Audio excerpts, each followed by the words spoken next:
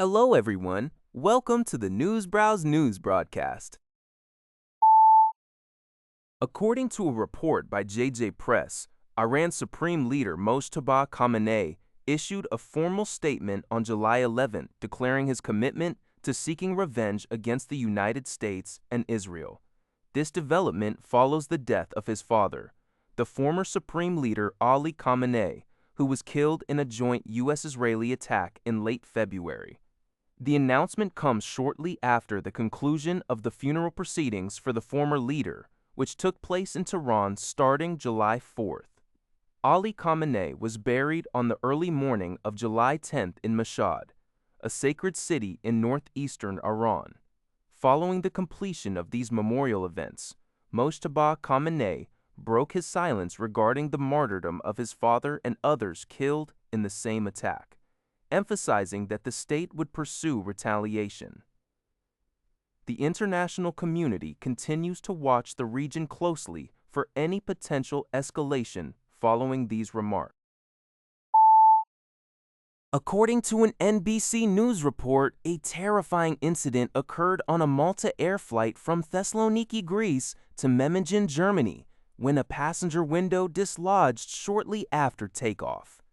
A 61-year-old passenger was partially sucked out of the cabin through the opening with his head, neck, and shoulders pulled outside the aircraft. Recognizing the danger, nearby passengers quickly reacted and pulled him back inside the cabin. The Boeing 737-800 experienced rapid decompression and lost altitude as oxygen masks deployed. The plane made a safe emergency landing back at Thessaloniki, where the injured passenger received medical attention for neck and shoulder injuries, as well as friction burns. Ryanair, the parent company of Malta Air, confirmed the window dislodgement and provided a replacement aircraft for the remaining passengers. The U.S. National Transportation Safety Board, NTSB, noted reports of both a right engine issue and cabin decompression and is standing by to assist in the investigation, which is being led by aviation authorities in North Macedonia. According to JJ Press, the Japan Aerospace Exploration Agency, JAXA, has successfully completed a flight and landing test of its small prototype rocket, RVX, as part of its ongoing efforts to develop reusable rocket stages for future space exploration. The test took place on Saturday at the JAXA Noshiro Testing Center in Akita Prefecture, located in northeastern Japan. During the 40-second test flight, the 7.3-meter-long, 1.8-meter diameter test rocket rose approximately 11 meters into the air, performed a horizontal maneuver, and slowly made a controlled vertical landing while maintaining its upright orientation. The prototype rocket is powered by liquid hydrogen fuel and serves as a crucial testing platform for the reusable first stage of future large-scale launch vehicles. Following the touchdown, JAXA officials reported that no major anomalies or issues were detected with the vehicle. Takashi Ito, JAXA's research and development manager, expressed relief at the success of the test, stating that the team successfully gathered the desired flight data. The space agency plans to conduct a thorough analysis of the collected data to further refine its reusable rocket technologies. According to Antara, Indonesian Foreign Minister Sugiono paid his respects to the late Iranian Supreme Leader, Ayatollah Ali Khamenei, during a visit to his burial site in the holy city of Mashhad on Friday, July 10, 2026. The high-level delegation, which also included the Speaker of the People's Consultative Assembly, Ahmad Muzani, honored Khamenei as a respected Islamic scholar and an important figure in the friendship between the two nations. Khamenei passed away on February 28, 2026, following a military strike in Tehran.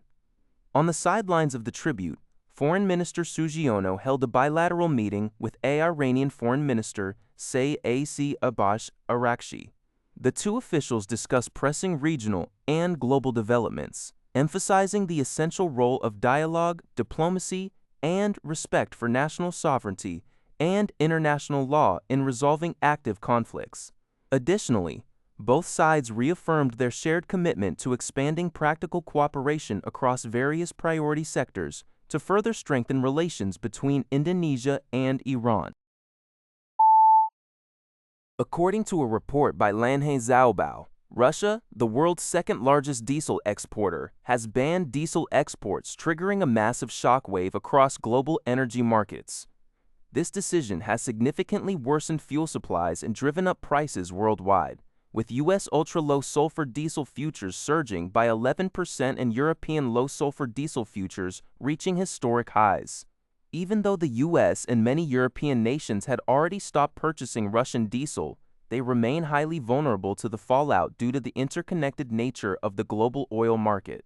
Russia's domestic diesel supply was already severely strained by Ukrainian drone strikes on its refineries prior to the ban. Diesel is crucial for global industries, transport, power generation, and agriculture. The sudden loss of Russian supply is forcing countries like Brazil and Turkey to compete intensely with European buyers for U.S. diesel. Analysts warn that this escalating competition will drive up farming and power costs globally, particularly as key planting and harvesting seasons approach in both hemispheres. Additionally, low global stockpiles and heightened Middle East tensions mean relief from alternative sources remains highly uncertain. That's all for this video. Thank you for watching. See you in the next video.